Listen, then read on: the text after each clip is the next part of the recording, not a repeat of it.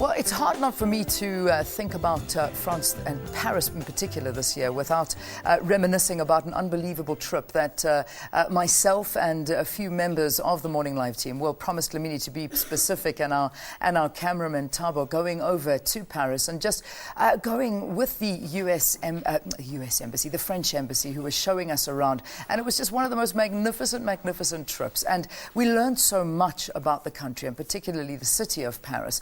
And one thing that we did learn, and we managed to speak about it, is climate change and things of how they're taking it so seriously. And you can see this ahead of the United Nations Climate Change Conference, that's COP21, that is expected to be held in France next year. Now, the conference's objective is to achieve a legally binding and universal agreement on climate from all the nations of the world. Well, this year, Morning Live, as I mentioned, had the opportunity to actually visit Paris in France to find out more about their preparations and look at some of the sustainable green projects. Well, joining us now in studio is the French ambassador to South Africa, Elisabeth Barbier. Good to have you. Thank you very much for being with us, Ambassador. Good morning, Leanne. Thanks for having me. An absolute pleasure. So, I mean, we see the United Nations Climate Change Conference. It's a big one next year that's going to be held there. But climate change and issues surrounding it is a very big issue, which we picked up in Paris. I mean, was it just something we saw? Is that really kind of the way people live, Parisians and French people live, is to be environmentally friendly?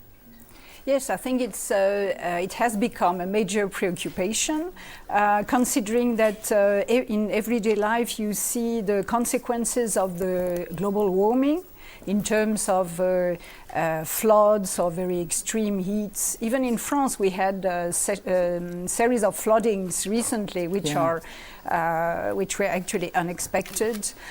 So there is this feeling that there is emergency. We don't have time to wait and see our house burning. Let's say action has to be taken. Yeah, and it's one country where you do see action being taken, and very firmly. I mean, we managed to visit while we were there, and something that I haven't stopped speaking about is the transport system. And we saw how the bicycles are becoming an integral part of people's lives to try and get rid of the fuel emissions from vehicles, the transport system, whether it be buses, underground systems. So it's those are little things that add to the bigger picture, no doubt. Now, there is a growing consciousness about that. And it's not just a gimmick to take your bike to go to work, but it's also done consciously in order to reduce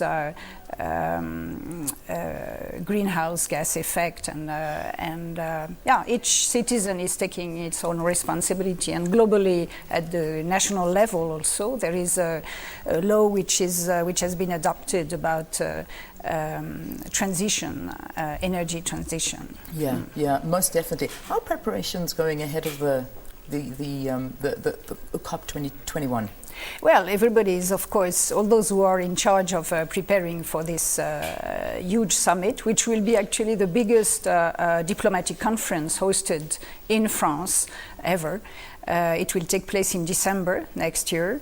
And there is a lot of excitement, but also a lot of, everybody is conscious that it's a huge task, that the expectation is that globally all the states will get to a binding agreement, which will allow a capping and then a decrease of gas emissions, so as to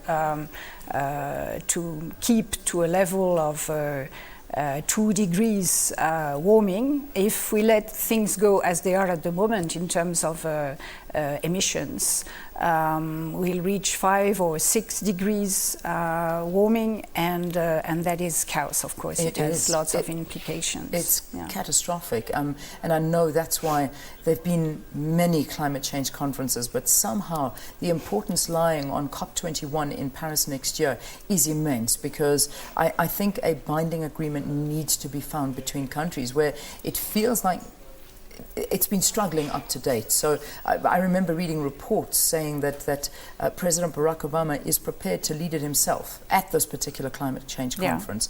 That's how detrimental it's getting and how a decision needs to be made very, very fast. Absolutely. And maybe one word about the conference, the COP17, which took place in Durban in 2011, because there were laid the foundations for the agreement that we are hoping to reach end of next year. So that's where South Africa is very important. It's a major partner for us.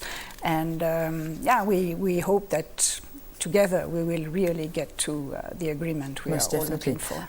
I mean, as I mentioned during our trip, I mean, we got to see how the relations between South Africa and France have grown, and I mean, whether it be tourism, whether it be industry, you name it. I mean, it is just it's a massive influence between South Africa and France, including arts and culture. Let's just briefly look forward to next year. I mean, anything in the pipeline? What are things that we can look forward to between relations of the two countries, besides, of course, COP21? Well, I think on the political level, we are hoping for a number of high-level visits, but I can't say at the moment exactly which ones. Then we'll also have a number of cultural events. There again, I mean, some of the highlights are what we call the Fête de la Musique, which is, a free day of music, and which has started in France a while back, and that we are trying to export, let's say. So you'll have to keep watching the program of the different Alliances Françaises in South Africa.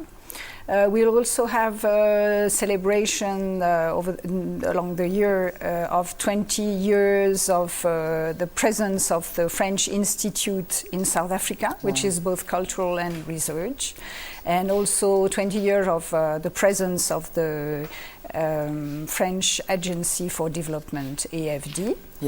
Those are some of the big events. Well, it's a big year, and it's wonderful to see relations between France and South Africa flourishing so much. But certainly, I think all eyes on Paris, even though it's happening in pretty much a year from now, December, COP21, and so many people hoping that this will finally result in a signed memorandum or understanding between the countries. Thank you so much for coming in, and also again, thank you for the opportunity for allowing us to show South Africans Paris and the rest of the different places we visited, and the relations between the two countries. We really appreciated it. Thank you. And I'm really happy that you enjoyed your trip to France. Unbelievable. And I have to tell you, the best part about it, besides everything, it was our producer Promise Dlamini's first time riding a bicycle. She had to go to Paris to ride a bicycle for the first time. Is that normal? I don't know. But anyway, that's what we love about it. First here on the program, Elisabeth Barbier, the French ambassador to South Africa.